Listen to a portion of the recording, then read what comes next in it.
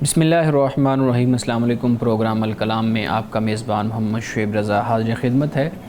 नाज़रीन किराम, प्रोग्राम के पहले हिस्सा में हम कुरान करीम की कुछ आयात को समझने की कोशिश करते हैं और दूसरे हिस्सा में अपने आहद के नुमाइंदा सियासी, समाजी, मज़हबी मौज़ूआत पर पैदा होने वाले सवालात के जवाबात एक नए नुक्ता नज़र से जानने की कोशिश करते हैं।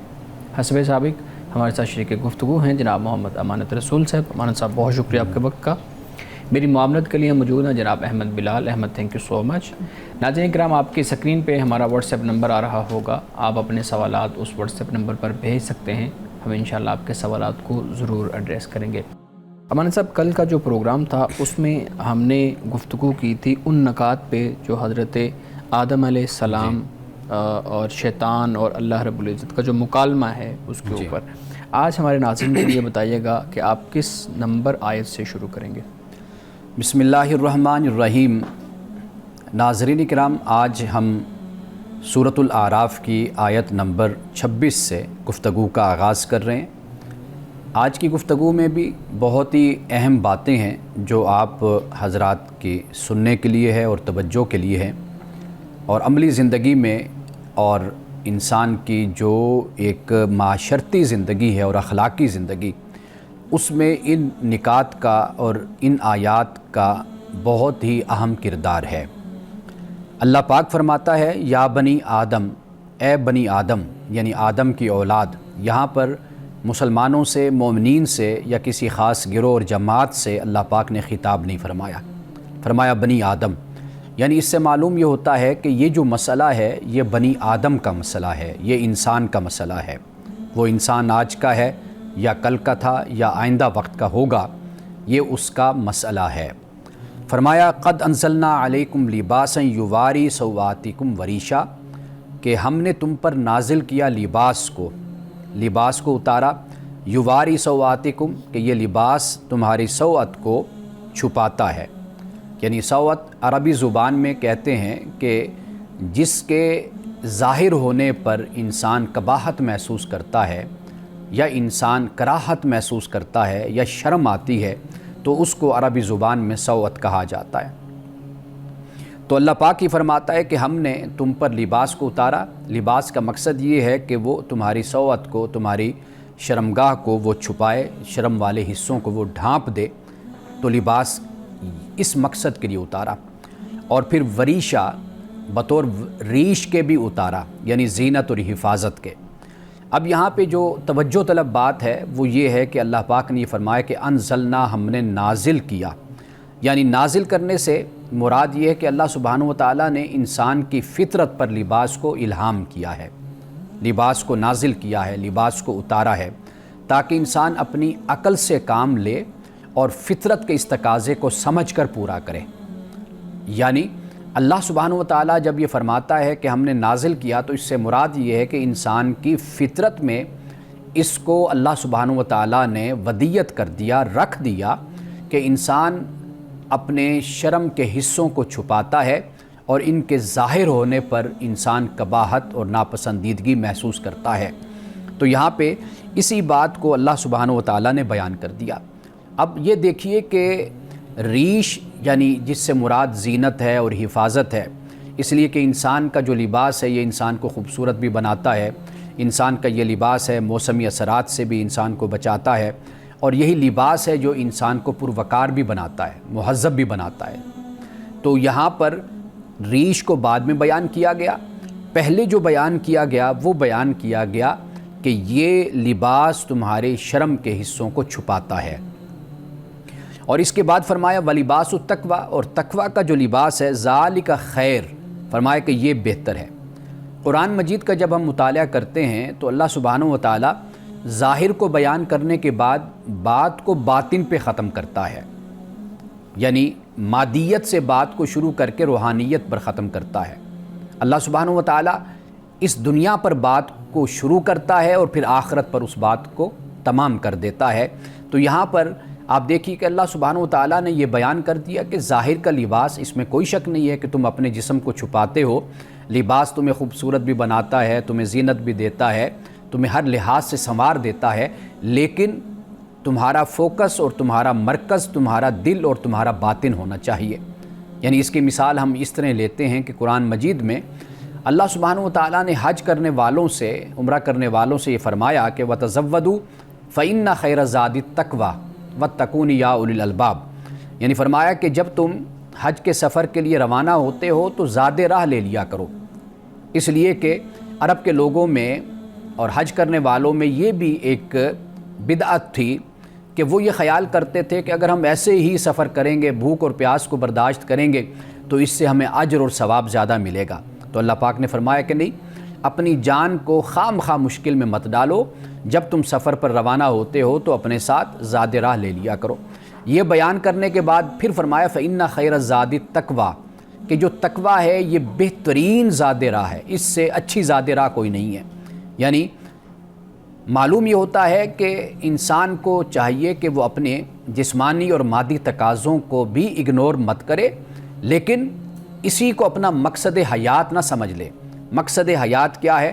مقصد حیات یہ ہے کہ وہ اپنے سفر کو جاری رکھتے ہوئے اپنے رب کی خاطر نیک اعمال سر انجام دیتا رہے۔ تو یہاں پر تقویٰ کو اس حوالے سے بیان کیا گیا، یعنی جب ہم تقویٰ کی بات کریں گے تو معلوم یہ ہوتا ہے کہ تقویٰ شیطان کے حملوں سے انسان کو بچاتا ہے۔ چونکہ ہم پیچھے شیطان کا بھی ذکر پڑھ کر آئے، ابلیس کا، تو یہاں سے یہ بات سمجھ آتی ہے کہ اللہ سبحانہ و تعالیٰ نے لباس کے بعد، یعنی جنت میں آدم و حوا کا لباس اتر گیا تھا اور انہوں نے اپنے آپ کو پتوں سے چھپایا تھا، تو گویا کہ انسان کی فطرت میں یہ بات شامل ہو گئی۔ اب اس کے بعد اللہ پاک نے جو کفار اور مشرکین کے ہاں رسومات تھی، بدعات تھی، اور جو ان کے غلط عقائد تھے، در حقیقت اللہ سبحانہ و تعالیٰ اب ان کا رد فرما رہا ہے، ان کی مذمت کر رہا ہے۔ تو پہلی بات کیا بیان کر دی؟ یعنی اسلام میں اعتدال اور توازن ہے کہ آپ نے اپنے ظاہری لباس کا بھی اہتمام کرنا ہے، اور پھر یہ بھی فرما دیا کہ صرف ظاہری لباس نہیں کہ تم ظاہراً ہی نظر آؤ۔ قرآن کہتا ہے فَلَا تُزَكُّوا أَنفُسَكُمْ هُوَ أَعْلَمُ بِمَنِ اتَّقَىٰ، اور قوم یہود کا رد اور ان کی مذمت اللہ سبحانہ و تعالیٰ نے سورۃ النساء میں اس لیے کی، فرمایا کہ أَلَمْ تَرَ إِلَى الَّذِينَ يُزَكُّونَ أَنفُسَهُمْ، کیا آپ نے ان لوگوں کو نہیں دیکھا جو اپنے آپ کو بڑا نیک، پارسا اور پاکباز بنا کر پیش کرتے ہیں؟ فَلَا تُزَكُّوا أَنفُسَكُمْ هُوَ أَعْلَمُ بِمَنِ اتَّقَىٰ، فرمایا ایمان والو اپنے آپ کو زیادہ متقی، زیادہ پاکیزہ، زیادہ اپنے آپ کو پاک باز بنا کر مت پیش کیا کرو۔ اللہ سبحانہ و تعالیٰ زیادہ بہتر جانتا ہے کہ تم میں سے متقی کون ہے۔ تقویٰ یعنی دل کی حالت کا نام ہے۔ تو لہٰذا یہ بات سمجھ آتی ہے کہ تقویٰ در حقیقت انسان کو شیطان کے حملوں سے بچاتا ہے، اور تقویٰ ہی وہ طریقہ، وہ ذریعہ اور وسیلہ ہے کہ جس سے جنت کا راستہ آسان ہو جاتا ہے۔ تو اللہ سبحانہ و تعالیٰ نے اسی لیے تقویٰ کی تعلیم فرمائی۔ اب دیکھیے اس کے بعد کیا فرمایا؟ فرمایا ذالک من آیات اللہ، کہ یہ جو لباس ہے یہ اللہ کی آیات میں سے ایک آیت ہے، ایک نشانی ہے، لعلہم یذکرون، تاکہ یہ لوگ جو ہیں یہ نصیحت حاصل کریں۔ یہ بڑی اہم بات ہے، اس لیے کہ ہم یہ سمجھ لیتے ہیں کہ لباس کی شاید کوئی اہمیت نہیں ہے، لیکن اللہ پاک فرماتا ہے کہ اللہ کی نشانیوں میں سے ایک نشانی ہے۔ جس طرح سورۃ الروم میں یہ فرمایا اللہ پاک نے کہ یہ جو زبانیں ہیں، یہ جو رنگ ہیں، تو فرمایا کہ یہ اللہ کی نشانیوں میں سے ایک نشانی ہے، یعنی اللہ کے وجود کی یہ دلیل ہے کہ دنیا میں کتنی ہزاروں زبانیں بولی جا رہی ہیں، اور اسی طرح دنیا میں کتنے مختلف رنگوں کے انسان بس رہے ہیں، اور یہ سب کیا ہے؟ یہ اللہ کی نشانیوں میں سے نشانی ہے۔ اور اسی طرح لباس بھی اللہ کی نشانیوں میں سے یہ نشانی ہے، اس لیے کہ اللہ نے اس کا شعور انسان کی ذات میں رکھا ہے، فطرت میں رکھا ہے۔ جس طرح اللہ سبحانہ و تعالیٰ نے اپنی ذات کا شعور رکھا، اور یہ لباس کا شعور بھی خیر اور شر کے ساتھ جڑ جاتا ہے۔ یعنی یہ کچھ سماجی تقاضے نہیں ہیں، یہ عادت کا حصہ نہیں ہے، بلکہ یہ اللہ سبحانہ و تعالیٰ کی طرف سے دیا ہوا انسان کو شعور ہے کہ جس کی بنیاد پر انسان اپنے لباس کا اہتمام کرتا ہے۔ تو آخر میں ناظرین کرام، دو چار باتیں کہ شیطان کن لوگوں کو بہکاتا ہے، یہ سب سے اہم نقطہ ہے جو ہمیں سمجھ لینا چاہیے۔ پہلی بات یہ ہے کہ شیطان ان کو بہکاتا ہے کہ جو آزمائش میں اللہ تعالیٰ کی بارگاہ میں اپنے ایمان کو ثابت نہیں کرتے، یعنی آزمائش اور امتحان میں ان کو ڈالا جاتا ہے لیکن وہ اپنے ایمان کا ثبوت نہیں دیتے۔ شیطان کے بہکاوے میں وہ لوگ آتے ہیں جو خدا کی نشانیوں پر غور نہیں کرتے، غور و فکر نہیں کرتے، تدبر تفکر نہیں کرتے، اور شیطان ان کو بہکاتا ہے جو دلائل کی زبان میں بات کو سمجھنے کے لیے تیار نہیں ہوتے. یعنی آپ ان کو ایویڈنس دے رہے ہیں، آپ ان کو پروف دے رہے ہیں، لیکن وہ بات کو سمجھنے کے لیے تیار نہیں ہوتے. اسی طرح جو لوگ ذاتی رجحانات کو ترجیح دیتے ہیں اور حق کے تقاضوں کو ترجیح نہیں دیتے، یعنی ذاتی رجحانات یعنی پرسنل جو انسان کا ایک رجحان ہوتا ہے، توجہ ہوتی ہے، اس کو بڑی اہمیت دیں گے، لیکن اس کے خلاف کبھی جانے کی کوشش نہیں کرتے. اور ایسے لوگ بھی ہوتے ہیں کہ شیطان ان پر حملہ کرتا ہے کہ جو لوگ اپنے فائدوں کو اور مصلحتوں کو تو دیکھتے ہیں، لیکن جو سچی بات ہوتی ہے اس کو کبھی قبول کرنے کے لیے تیار نہیں ہوتے، یعنی اپنے مفادات کے پیچھے بھاگتے ہیں اور مصلحتوں کا راستہ اختیار کرتے ہیں، لیکن حق کو حق کہہ کر کھڑے نہیں ہوتے. اور آخری بات کہ شیطان کا حملہ ان لوگوں پر کارگر ثابت ہوتا ہے کہ جو لوگ حق ان کو پسند نہیں آتا، اس لیے پسند نہیں آتا کہ حق ان کی ذات کو نیچا کر دیتا ہے اور حق خود اوپر ہوتا ہے. واضح بات ہے، وہ حق ہے، وہ سچ ہے، وہ بلند ہی ہوگا، وہ اوپر ہی ہوگا، لیکن ان کو یہ بات گوارا نہیں ہوتی. یہ اپنی ذات کو کبھی بھی نیچا نہیں کرتے اور نیچا دیکھنا نہیں چاہتے. یہ 4-5 علامات اور نشانیاں ہیں کہ یہ ایسے لوگ ہیں کہ جن پر شیطان کا جو حملہ ہے وہ ہمیشہ کارگر ثابت ہوتا ہے. ناظرین کرام، یہاں وقت ہوا چاہتا ہے ایک بریک کا، ہمارے ساتھ رہیے گا.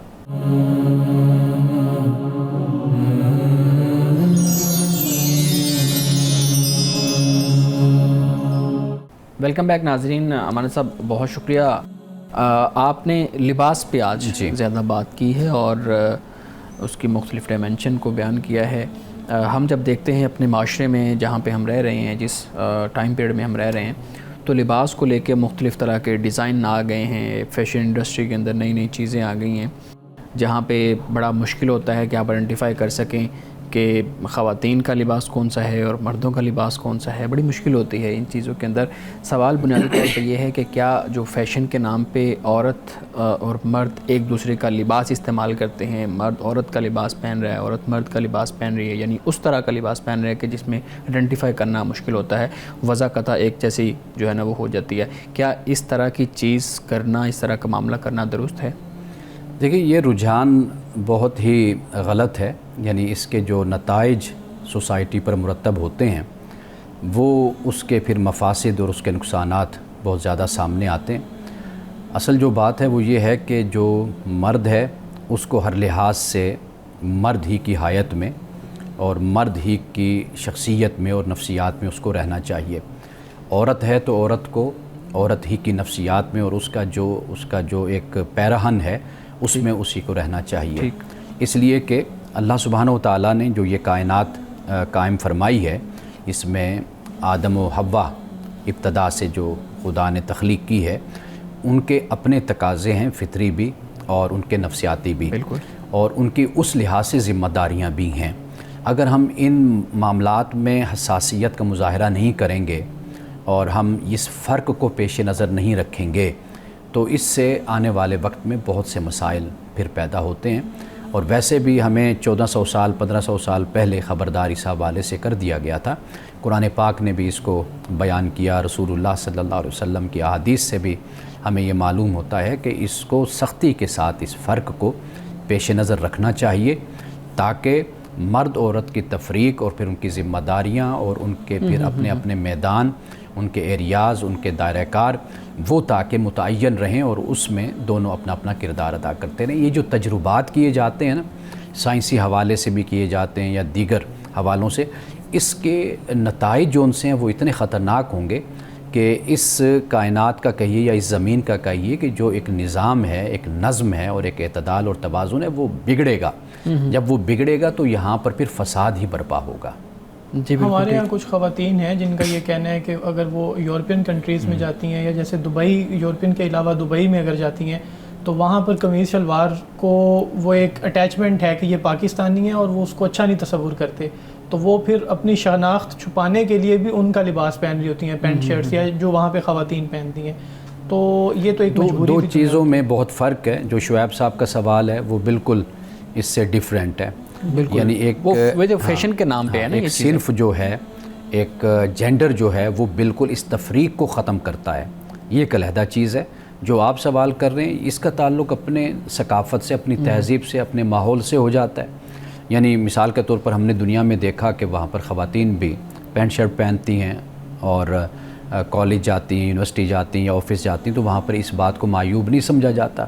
یہ بالکل ایک مختلف بات ہے.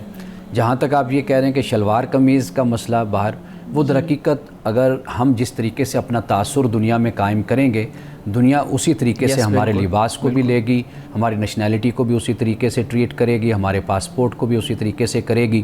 یہ پھر آپ کا مجموعی کردار ہوتا ہے آپ کے ملک میں کیا صورتحال ہے، اس بنیاد پر پھر دنیا آپ کے ساتھ رویہ اختیار کرتی ہے. یہ تو بالکل مختلف بات ہو جاتی ہے. ایک طرح سے اخلاقی گراوٹ کا معاملہ بھی آ جاتا ہے کہ آپ نے ایک جو آپ کی آئیڈینٹی ہے اس کو اخلاقی طور پہ اتنا زیادہ گرا دیا ہے کہ اب آپ خود شرم محسوس کر رہے ہیں اس کو کہیں پہ استعمال کرنے میں. لیکن ایک سوال یہ بھی پیدا ہوتا ہے نا کہ جن کا کلچر ہی ایسا ہے کہ وہاں پہ خواتین اور مردوں کا لباس ایک، میں وہی عرض کر رہا ہوں نا کہ میں نے بالکل مختلف جو نقطہ شعیب صاحب نے اٹھایا وہ بالکل مختلف ہے. جو آپ کہہ رہے ہیں وہ بالکل مختلف بات ہے. آپ کسی بھی معاشرے میں آپ جاتے ہیں، وہاں پر اگر ایک رواج ہے ٹراؤزر کا، لڑکیاں بھی پہنتی ہیں لڑکے بھی پہنتے ہیں، تو وہاں پر اس طرح کی کوئی تفریق نہیں پیدا ہوتی. وہاں پر جو کئی دفعہ ایسا ہوتا ہے کہ موسمی اثرات کی وجہ سے بھی ہمیں اکثر طور پر ٹھنڈ ہوتی ہے تو لڑکے بھی وہی پہنتے ہیں، لڑکیاں بھی وہی لباس پہن لیتی ہیں. یہ ایک بڑی مختلف چیز ہے. ہم جو بات کر رہے ہیں وہ ایک خاص جسے سائیکی کہہ لیں آپ، ایک مائنڈ سیٹ آپ کہہ لیں، ایک مینٹیلٹی کہہ لیں، ہم اس پر بات کر رہے ہیں کہ جس سے خطرناک نتائج پیدا ہوتے ہیں. بالکل. مولانا صاحب یہاں پہ فیشن کے نام پہ عریاں انڈسٹری بھی تو ہمارے ہاں بہت زیادہ اب عروج پا رہی ہے نا، اور اس انڈسٹری کو ہم دیکھتے ہیں کہ بل بورڈز کے اوپر ہم دیکھتے ہیں کہ ہماری جو کمرشلز ہیں اس میں ہمارے ڈیفرنٹ پروگرامز کے اندر یہ چیزیں چل رہی ہوتی ہیں، فیشن شوز ہو رہے ہوتے ہیں، اس میں یہ سب کچھ چل رہا ہوتا ہے. تو یہ جو عریاں انڈسٹری ہے کہ معاشرے کو، سماج کو کس نہج پہ لے جائے گی، اور ہماری جو آنے والی نسل ہے وہ اسی انڈسٹری کے اندر اور اسی ماحول میں پروان چڑھ رہی ہے.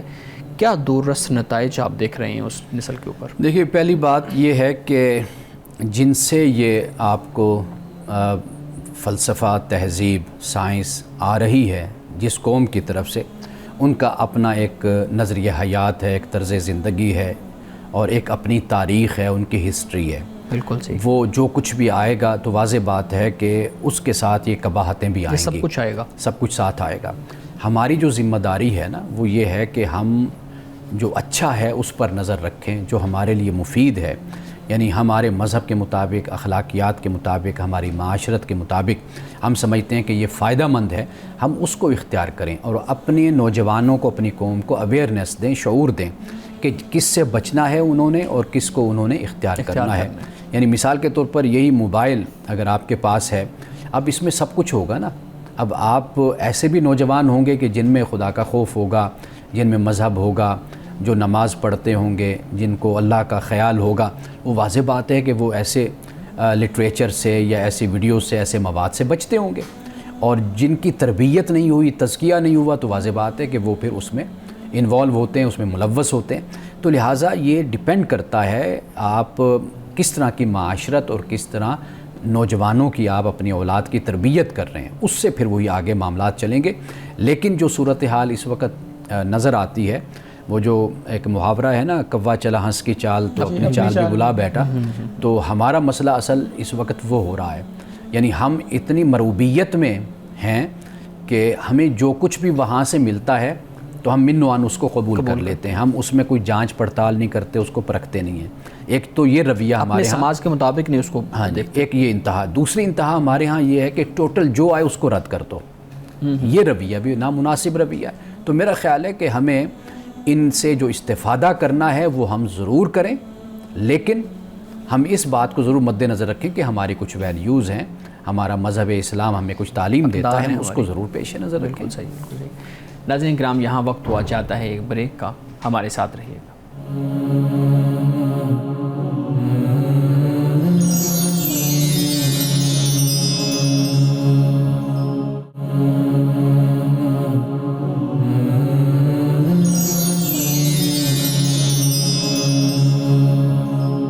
پروگرام میں ایک دفعہ پھر خوش آمدید. مولانا صاحب، لباس پہ بات ہو رہی ہے. جی.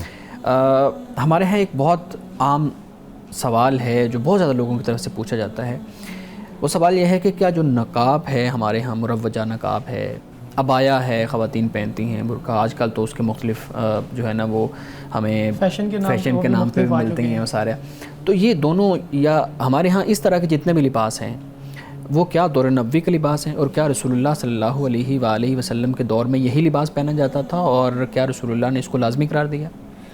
اچھا، لباس ہمیشہ آپ کے ماحول کے مطابق ہوتا ہے، یعنی آپ کی ثقافت کا حصہ، ثقافت، ماحول، موسم، ان چیزوں کے مطابق ہوتا ہے۔ یعنی عرب میں عبایا اگر عورتوں نے پہنا، یعنی اپنے آپ کو ڈھانپا، تو اس کی وجہ تمازت ہے، گرمی ہے، تپش ہے، انہوں نے اس سے اپنے آپ کو محفوظ کرنے کے لیے۔ ٹھیک، آپ نے دیکھا کہ بڑی بڑی جو دستار اور پگڑی کا رواج عرب میں تھا، اس کی وجہ بھی یہ تھی کہ سن سٹروک جیسے ہو جاتا ہے، تو وہ بڑی پگڑیاں پہننے کا رواج ہوا کہ سر کو گرمی سے بچا لیا جاتا تھا۔ آپ اسی طرح آج بھی آپ دیکھتے ہیں کہ عرب میں وہ ایک کالا سا ایک رسی سی سر پر وہ رکھتے ہیں، بالکل، اب وہ بڑا خوبصورت لگتا ہے۔ وہ اس لیے رکھا جاتا تھا کہ وہ اونٹوں کو باندھا کرتے تھے اس سے، یعنی دونوں ٹانگیں باندھ دی، وہ پھر سر پر اس کو رکھ لیتے تھے۔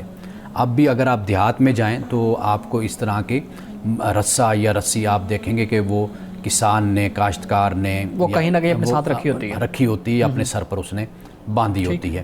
یا آپ دیکھ لیجئے کہ ہمارے علماء ایک اضافی کپڑا اپنے ساتھ اپنے کندھے پر رکھتے ہیں۔ اب اس کی ایک ضرورت یہ کہ وضو کیا تو چہرہ صاف کر لیا، نزلہ ہوتا ہے تو ناک صاف کر لی، چہرہ صاف کر لیا، یہ ایک آپ کہہ لیجئے کہ یہ ضرورت کے تحت یہ چیزیں، بطور رومال وہ کام ہوتا ہے۔ وہ جو ایک محاورہ ہے نا کہ ضرورت ایجاد کی ماں ہے، تو در حقیقت یہ ضرورت ہوتی ہے کہ جو پھر آگے بڑھتی ہے۔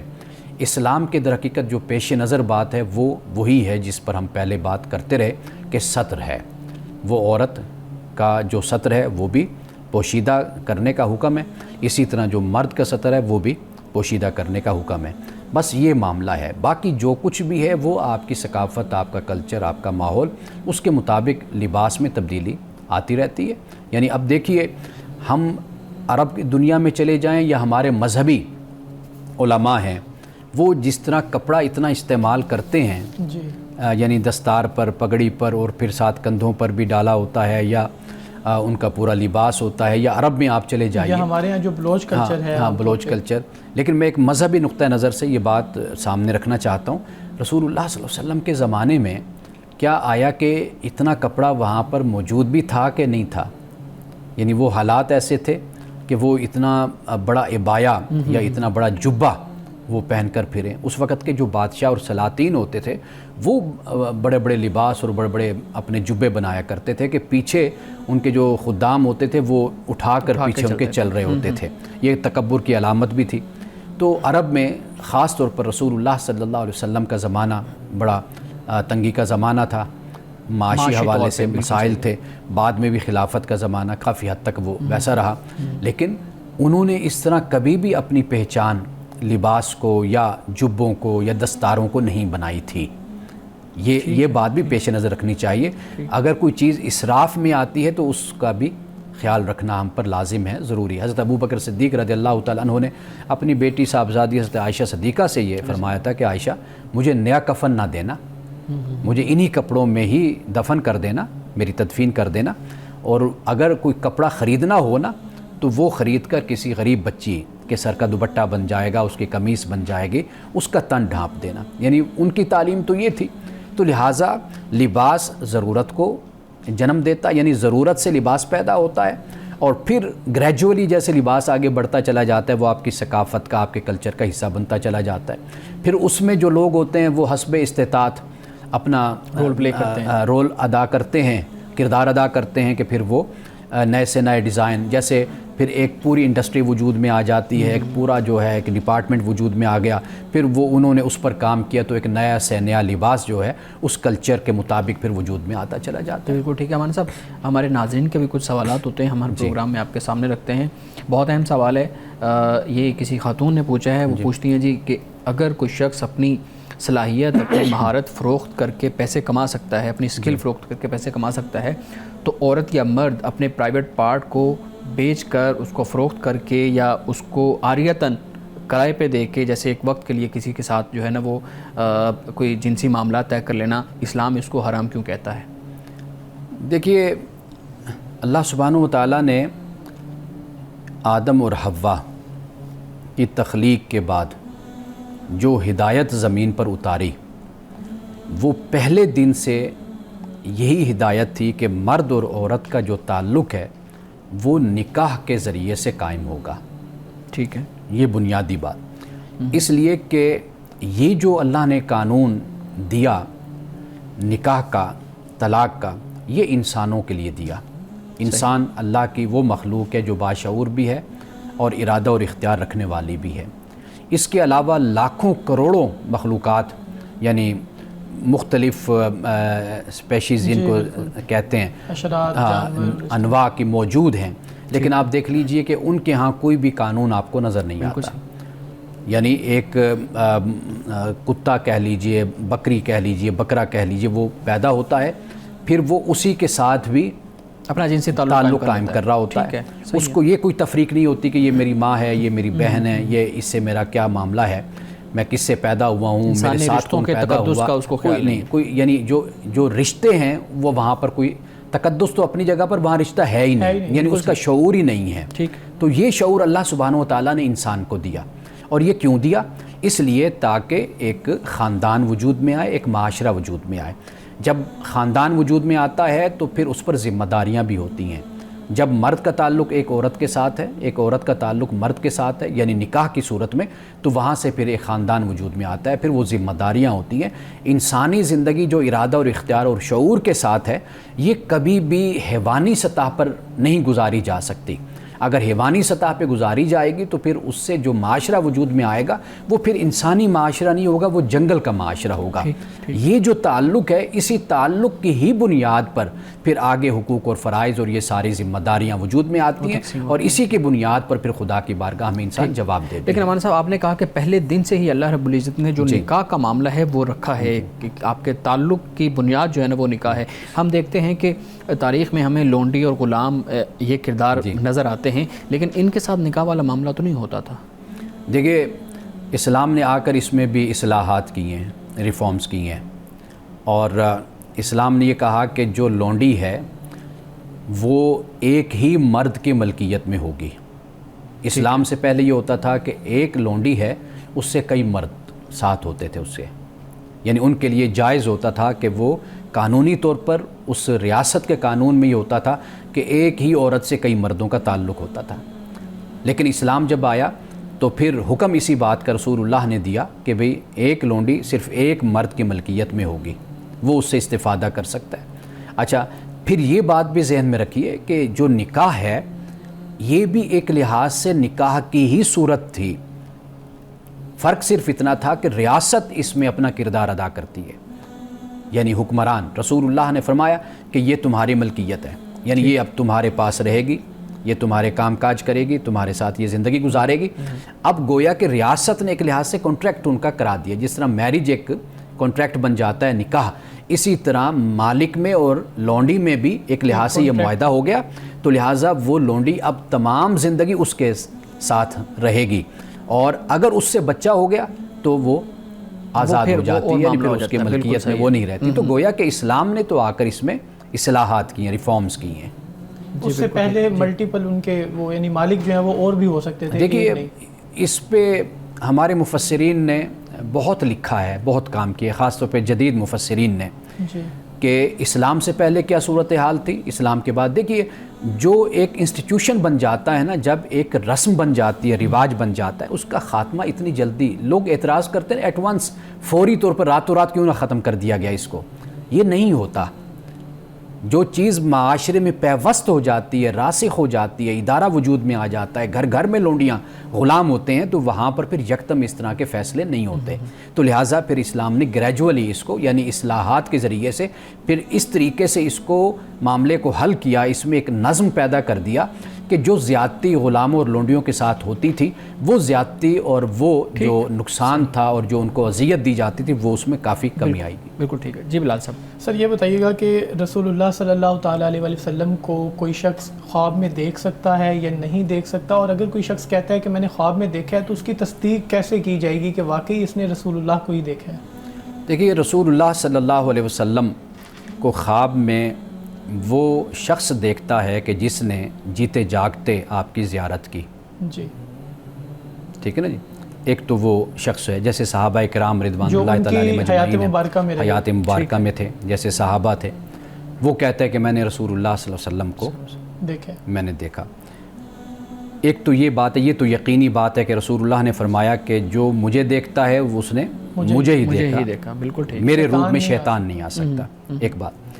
دوسری بات یہ ہے کہ وہ شخص ہے کہ جس نے رسول اللہ صلی اللہ علیہ وسلم کو جیتے جاگتے سر کی آنکھوں سے رسول اللہ کو دیکھا نہیں، آپ کی زیارت نہیں کی، آپ کی مجلس میں بھی نہیں بیٹھا، وہ صحابی بھی نہیں ہے، کوئی بھی نہیں ہے، اس نے دیکھا ہی نہیں ہے. اب ایسا شخص جو سا ہے اس کو احتیاط کرنی چاہیے. یہ ممکن ہے کہ نفس کا دھوکہ ہو، ممکن ہے کہ اس کا اپنا خیال ہو، اپنا تصور ہو کہ جس کی بنیاد پر وہ رسول اللہ صلی اللہ علیہ وسلم کی طرف اسے منسوب کر رہا ہے. تو لہٰذا میں یہ سمجھتا ہوں کہ جس نے نہیں دیکھا اسے اس معاملے میں ہمیشہ احتیاط برتنی چاہیے. ناظرین کرام، یہاں وقت ہوا چاہتا ہے ایک بریک کا، ہمارے ساتھ رہیے.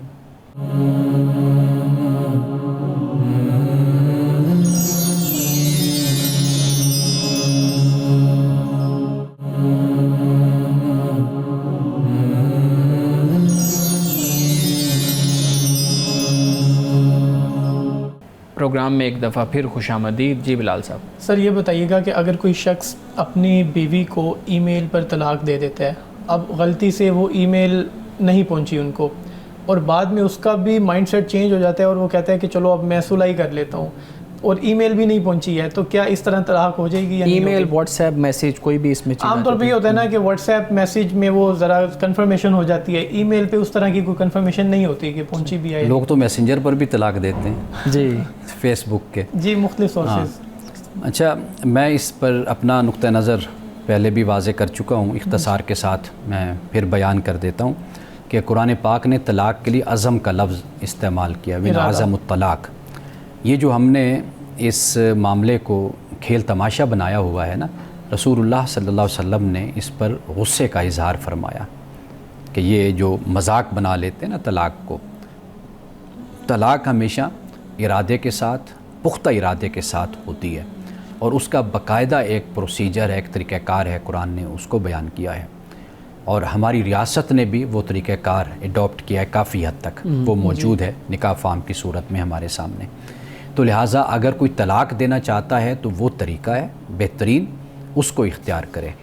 کبھی کہیں گے تو قرآن مجید کی ایک ایک آیت کے ساتھ میں پڑھ کر آپ کو میں بتاؤں گا کہ اللہ تعالیٰ نے کس طریقے سے اس کو قرآن مجید میں بیان کیا ہے.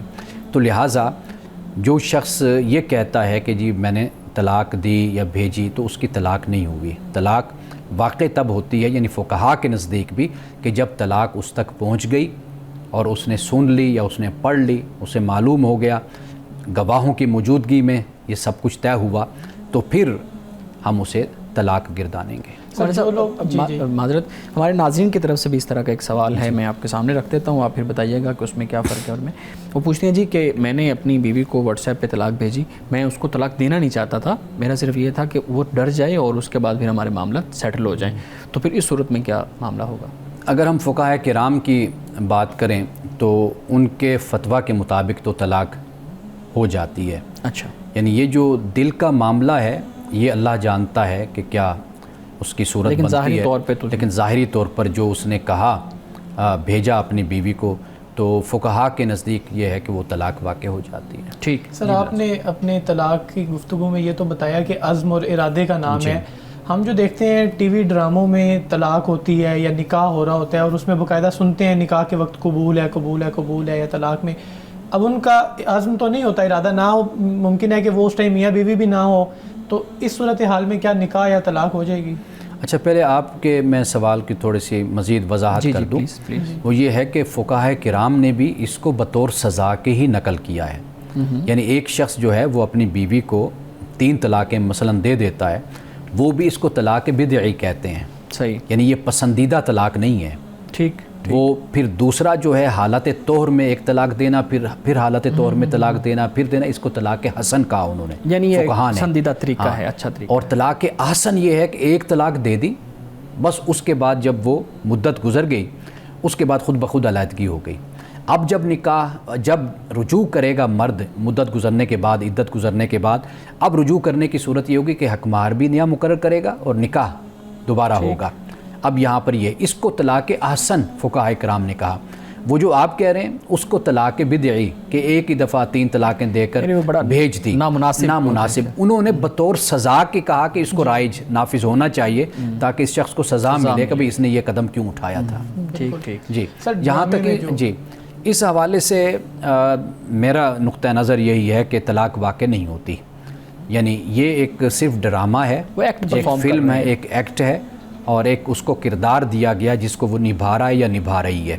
تو اس صورت میں طلاق واقع نہیں ہوتی۔ طلاق واقع ہونے کے لیے وہ باقاعدہ طور پر جو اس کے تقاضے ہیں، شرائط ہیں، ان کا پورا کرنا ضروری ہے۔ اکثر پروگرامز میں ہم نے وہ بات کی ہے کہ وہ کس طریقے سے اس کا پورا طریقہ کار ہونا چاہیے۔ سر قرآن میں جہاں پر 2 یا 4 عورتوں سے شادی کا کہا گیا ہے، وہاں پر یہ کوئی خاص جنگی حالات کے بعد کے کانٹیکسٹ میں بات کی گئی ہے، یا نارمل جس طرح اب ہم پرسیو کرتے ہیں کہ بھائی مرد جو ہے اس کے لیے اچھا ہے کہ وہ جس طرح خواتین کی تعداد اور غیر شادی شدہ خواتین کی تعداد زیادہ ہوتی ہے، ڈائیورس جن کو ہوتی ہے، تو اچھا ہے کہ وہ 4 خواتین سے شادی کرے، تو ابھی بھی یہی وہ نافذ ہوگا؟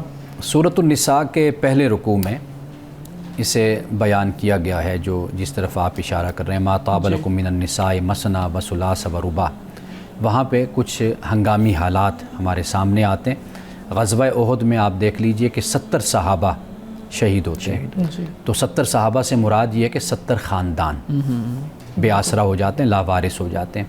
70 خاندان میں اگر آپ ہر خاندان میں 3 4 5 لوگ بھی رکھیں، آپ خود دیکھ لیجئے کہ یہ سینکڑوں میں تعداد چلی جاتی ہے، سینکڑوں میں نہیں بلکہ ہزاروں میں۔ بیویاں ہیں، بیٹیاں ہیں، بیویاں، بیٹیاں، ماں باپ ہوتے ہیں، والدین ہوتے ہیں، بہن بھائی ہوتے ہیں، چھوٹے ہوتے ہیں، بڑے ہوتے ہیں، یعنی کافی ذمہ داریاں ہوتی ہیں انسان پر۔ اب آپ دیکھیں ہزاروں میں لوگ لاوارث ہو گئے۔ اب وہاں پہ اللہ سبحانہ و تعالیٰ نے یہ بیان فرمایا، یہ اجازت ہے، یہ بھی ہمیں فرق کرنا ہوگا کہ یہ حکم نہیں ہے، یہ اجازت ہے۔ حکم تو ہوتا ہے نا کہ آپ نے اس کو پورا کرنا ہے، اجازت جہاں پر ہوتی ہے نا، اس کی پھر کچھ شرائط بھی ہوتی ہیں اور کچھ تقاضے اور حالات بھی ہوتے ہیں کہ جس کی بنیاد پر اس کی اجازت دی جاتی ہے۔ اب یہاں پر جو یہ فرمایا، در حقیقت جب ایک شخص ہے کہ اس نے شادی کی ہے، نکاح کیا، یعنی ایک اس کا بھائی ہے، اس کا دوست ہے، کوئی ہے، اب اس کی بیوی بیوہ ہو گئی، بچے جو ہیں یتیم ہو گئے، اب وہ بچوں کی یا بچیوں کی ذمہ داری لیتا ہے تو ان کو سنبھالنا اس کے لیے بڑا مشکل ہو جاتا ہے، ان کی سرپرستی کرنا، تو گھر میں کوئی اور نہیں ہے، تو لہٰذا کہا کہ بھی ان کی ماؤں کے ساتھ بھی تم شادی کر لو، اس سے یہ ہوگا کہ ان بچوں کی تم تربیت کر سکو گے، ان کی کفالت کر سکو گے، ان کی سرپرستی کر سکو گے۔ یہ اس کا بیک گراؤنڈ پس منظر ہے، لیکن یہ جو اجازت ہے اس کا ہے تو ایک خاص پس منظر، لیکن اس پس منظر کو بیان کرنے کے ساتھ اللہ تعالیٰ نے کہیں پر بھی کوئی ایسی پابندی نہیں لگائی کہ بھئی یہ صرف انہی حالات کے ساتھ خاص ہے کہ تم کر سکتے ہو، عام حالات میں تم نہیں کر سکتے۔ ایک تو یہ بات، لیکن جو سب سے بڑی شرط یہاں پر اللہ سبحانہ و تعالیٰ نے عائد فرمائی ہے وہ ہے عدل کی، انصاف کی۔ آپ یہ دیکھیے کہ یہ عدل کتنی اہم ایک قدر اور ویلیو بن جاتی ہے، اللہ کا حکم بن جاتا ہے کہ ہنگامی حالات بھی ہوں، ایمرجنسی حالات بھی ہوں، وہاں پر بھی اللہ سبحانہ و تعالیٰ فرماتا ہے اگر عدل نہیں کر سکتے تو پھر یہ قدم نہ اٹھاؤ، کسی انسان کے ساتھ زیادتی نہیں ہونی۔ تو لہٰذا ہم یہ کہہ سکتے ہیں کہ یہ حکم تو باقی ہے، لیکن بنیادی جو بات ہے وہ یہ ہے، یعنی یہ اجازت تو باقی ہے، اللہ نے کوئی پابندی نہیں لگائی اس پر بعد میں، تو لہٰذا لیکن جو قدر ہے عدل کی، جو حکم ہے وہ اپنی جگہ پر آج بھی قائم ہے اور یہ قیامت تک رہے گا، اس کو پیش نظر رکھنا ضروری ہے۔ امان صاحب آج کی حدیث مبارکہ بیان کیجیے گا۔ آج کی حدیث کنز الامال کی حدیث ہے اور اس حدیث کا نمبر 1108 ہے۔ آپ نے فرمایا اسلام میں جبر نہیں اور نہ آبادیوں سے دور جانے کا حکم اور نہ ہی دنیا سے کنارہ کشی اور رہبانیت کا حکم ہے، یعنی ایک تو فرمایا اسلام میں جبر نہیں ہے، اور دوسری بات فرمائی کہ آبادی کو چھوڑ کر، اپنے گھروں کو چھوڑ کر، معاشرے کو چھوڑ کر دور جانے کا یہ بھی اللہ نے حکم نہیں دیا، اور نہ دنیا سے کنارہ کشی اختیار کرنی ہے اور نہ ہی رہبانیت کا کوئی تصور اسلام میں ہے۔ ناظرین کرام، اس دعا کے ساتھ اپنے پروگرام کا اختتام کریں گے۔ اللہ رب العزت حسن کلام اور تاثیر کلام عطا فرمائے، ہماری زبان کے گروں کو کھول دے اور سننے والوں تک خیر کا پیغام پہنچے۔ اجازت دیجیے، خدا حافظ.